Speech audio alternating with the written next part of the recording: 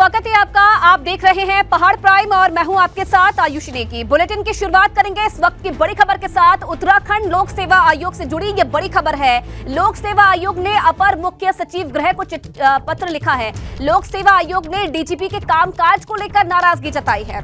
परीक्षा होने से पहले आयोग परिसर में LIU तैनात करने की मांग की गई थी। पहले 12 अगस्त को डीजीपी को पत्र लिखा गया। 18 अगस्त को फिर से पत्र लिखकर मांग रखी गई और पटवारी परीक्षा का पेपर लीक हो गया था। और ब्यूरो चीफ अजीत सिंह राठी इस खबर पर और ज्यादा जानकारी के लिए हमारे साथ जुड़ रहे हैं। अजीत जी, शुरुआती दौर से ही प्रशासन की कहीं ना कहीं लापरवाही पूरे मामले में सामने आई और अब इसी से जुड़ा हुआ ये पत्र लिखा गया है। देखिए, इस पूरे मामले को बहुत ही ध्यान से समझना होगा। चेयरमैन डॉक्टर राकेश कुमार ने डीजीपी अशोक कुमार को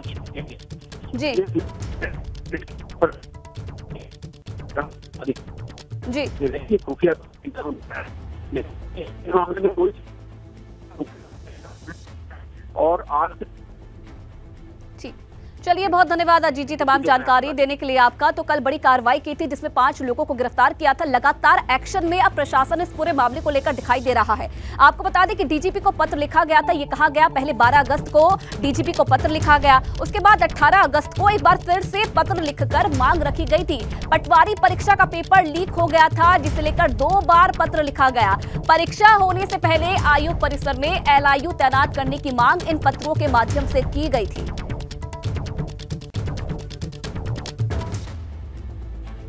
तो उत्तराखंड में पटवारी की भर्ती परीक्षा का भी पेपर लीक हो गया। छात्र ये भरोसा कर रहे थे कि इस बार लोक सेवा आयोग परीक्षा कराएगा तो सब कुछ पाक साफ होगा, मगर यहां भी नकल माफिया ने सरकारी सिस्टम को नाकाम कर दिया।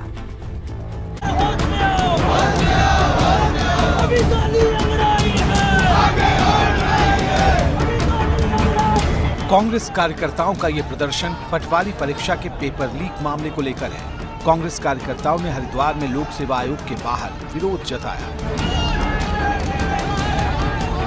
आरोप है कि लोक सेवा आयोग के ही अनुभाग अधिकारी ने अपनी पत्नी के साथ मिलकर पेपर लीक करा दिया। विस्तृत जांच की तो उसमें सामने आया कि जो UKPSC के एक सदस्य द्वारा, एक एम्प्लॉय द्वारा, अनुभाग अधिकारी हैं, उसके द्वारा वहां से प्रश्न पत्र को चुराकर फोटो खींचकर बाहरी व्यक्तियों को, जिनके नाम राजपाल और संजीव कुमार हैं, उनको उपलब्ध कराया गया और उनके माध्यम से अन्य अभ्यर्थियों को ये प्रश्न पत्र परीक्षा से पूर्व ही पढ़ा दिया गया था। जांच में पता चला है कि अनुभाग अधिकारी ने पूरा क्वेश्चन बैंक ही लीक कर दिया था। इस क्वेश्चन बैंक में तकरीबन 380 सवाल थे। इन्हीं में से 100 सवाल परीक्षा में दिए गए थे। 380 क्वेश्चन को क्वेश्चन बैंक बनाकर अनुभाग अधिकारी जो संजीव चतुर्वेदी हैं, जो गिरफ्तार किए गए, उनके कस्टडी में रखा गया। उन्होंने वहां से फोटोग्राफ लिए अपने कैमरे से और ये फोटोग्राफ लेने के बाद फिर पैसे लेकर के लीक किए गए पूरा क्वेश्चन बैंक। और ये बताया गया कि इन्हीं क्वेश्चनों में से, इन्हीं प्रश्नों में से तकरीबन 100 क्वेश्चन परीक्षा में आएंगे।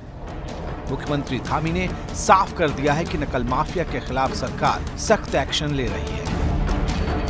जो लोग भी प्रारंभिक तौर पर इस पर पाए गए हैं उनको पकड़ लिया गया है, उनके खिलाफ कार्रवाई हो गई है और भी कड़ी कार्रवाई होगी। और इसमें कोई भी सम्मिलित होगा या किसी स्तर पर भी गड़बड़ी होगी तो वो किसी भी कीमत पर हम बर्दाश्त करने वाले नहीं हैं। ये मामला धामी कैबिनेट में भी उठा है। मुख्य सचिव का कहना है कि नकल रोकने के लिए सरकार सख्त कानून लाने जा रही है। देश का सबसे सख्त कानून बनाने का निर्णय लिया गया है, जो अगली कैबिनेट में एक्ट आएगा, जिसमें दोषी को उम्र कैद तक की सजा और जो भी इस धंधे में कोई अपनी प्रॉपर्टी अर्न करेगा उसको सरकार जब्त करेगी। उधर पेपर लीक के मामले में कांग्रेस राज्य सरकार पर हमलावर हो गई है। लचर कानूनी बहस की वजह से या सरकार की सरपरस्ती की वजह से और लोक सेवा आयोग जैसी विश्वसनीय संस्था, महत्वपूर्ण स्थान जिस पर शक संदेह शुभा नहीं किया जा सकता है, विश्वास को खत्म किया है। क्वेश्चन बैंक लीक के बाद आयोग ने आरोपी अनुभाग अधिकारी को सस्पेंड कर दिया है, जबकि पटवारी भर्ती परीक्षा रद्द की जा चुकी है। अब 12 फरवरी को ये परीक्षा दोबारा करवाई जाएगी। एबीपी गंगा के लिए देहरादून से अजीत सिंह राठी की रिपोर्ट। चलिए आगे बढ़ेंगे, अब बात करेंगे जोशीमठ संकट की। तो जोशीमठ शहर पर इस समय सबसे बड़ा संकट है। जमीन धंसने की पड़ताल कर रहे इसरो के वैज्ञानिकों ने भी चौंकाने वाली बात कही है। जोशीमठ में सिर्फ 12 दिनों में 5.4 सेंटीमीटर जमीन धंस गई, जिसके बाद सरकार की भी चिंता बढ़ गई और इसीलिए हम कह रहे हैं कि पाताल में धंसता पहाड़।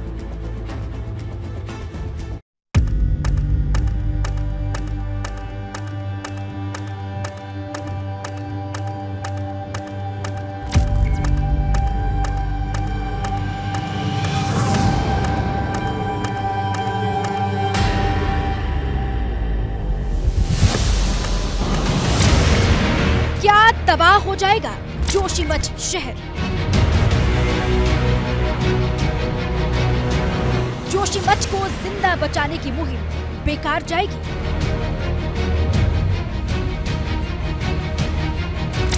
क्या नहीं बच पाएगा शंकराचार्य का शहर?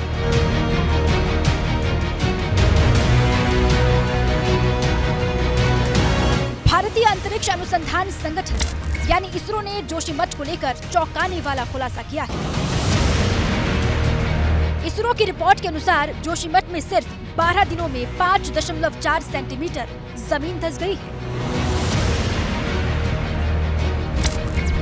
इसरो ने जोशीमठ की सैटेलाइट तस्वीरें भी जारी की हैं, जिनके मुताबिक 27 दिसंबर से 8 जनवरी के बीच जोशीमठ की जमीन 5.4 सेंटीमीटर नीचे चली गई है।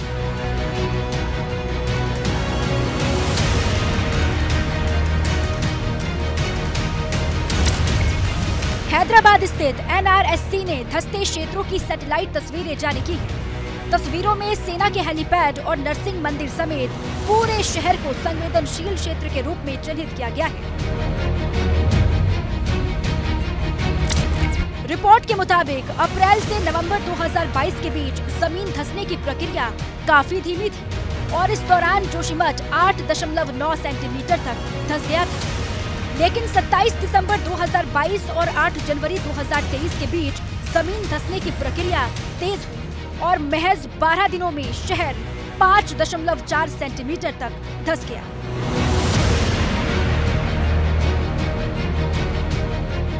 एबीपी गंगा के लिए जोशीमठ से रवि कैंतुरा के साथ देहरादून से अजीत सिंह राठी की रिपोर्ट।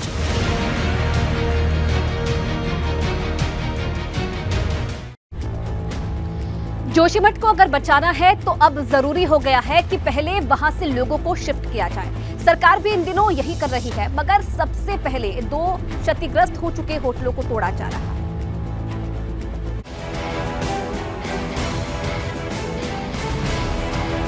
जोशीमठ शहर जिस पर कुदरत का कहर बरपा है।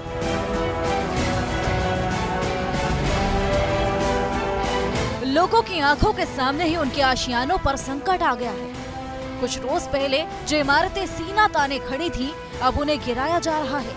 मलारी और माउंट व्यू नाम के 2 होटलों को भी गिराने की कार्रवाई चल रही है।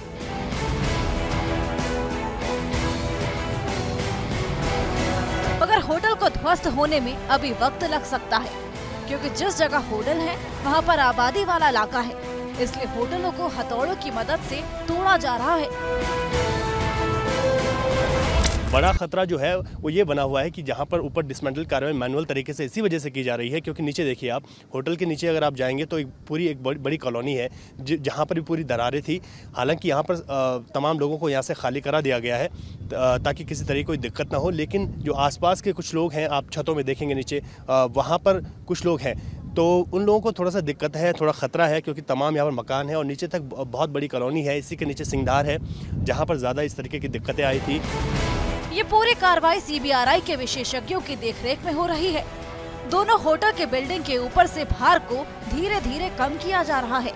पहले ग्लास, लकड़ी और लोहे का सामान हटाया जा रहा है और उसके बाद स्ट्रक्चर पर काम किया जाएगा। लगभग 7 से 10 दिन का हमारा अनुमान है और इसको हम लोग मैकेनिकल डिसमेंटलिंग बोल रहे हैं, क्योंकि उसका पीछे मूल कारण है कोई किसी भी तरह का हेवी इक्विपमेंट ये करके वाइब्रेशन को ज़मीन पे नहीं लेना है, क्योंकि ज़मीन जो है ऑलरेडी लूज हो चुकी है।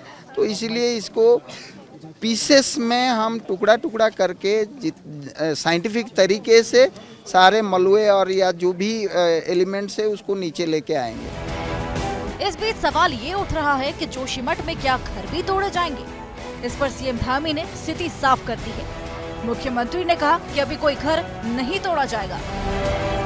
किसी के मकानों को तोड़ा नहीं जा रहा है, आवश्यकता पड़ने पर उनको खाली करवाया जा रहा है। वहाँ पर सर्वे करने वाली टीम काम कर रही है।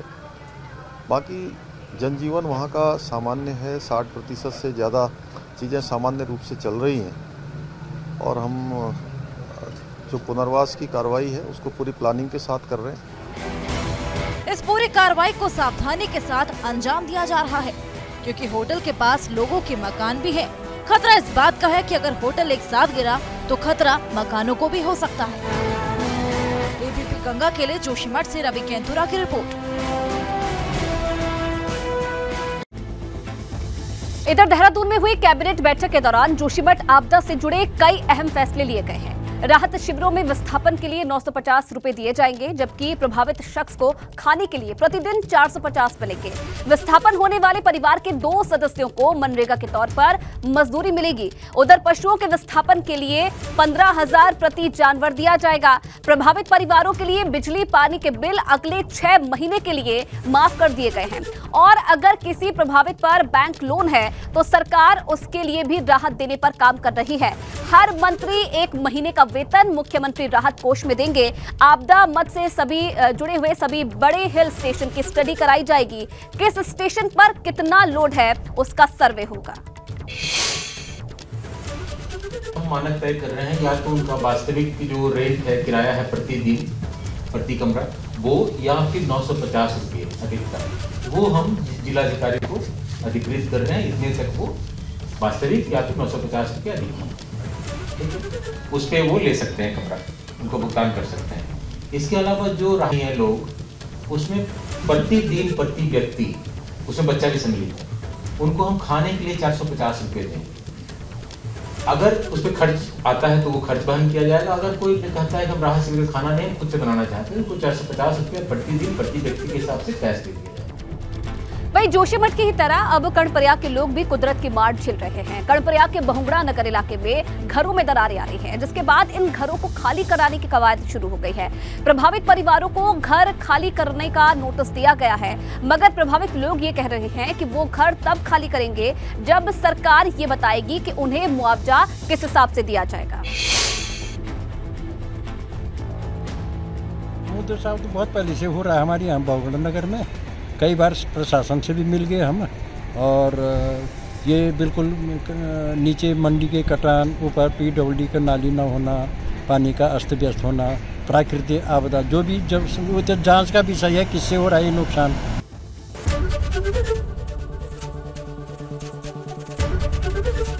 ABP गंगा, खबर आपकी, जुबान आपकी।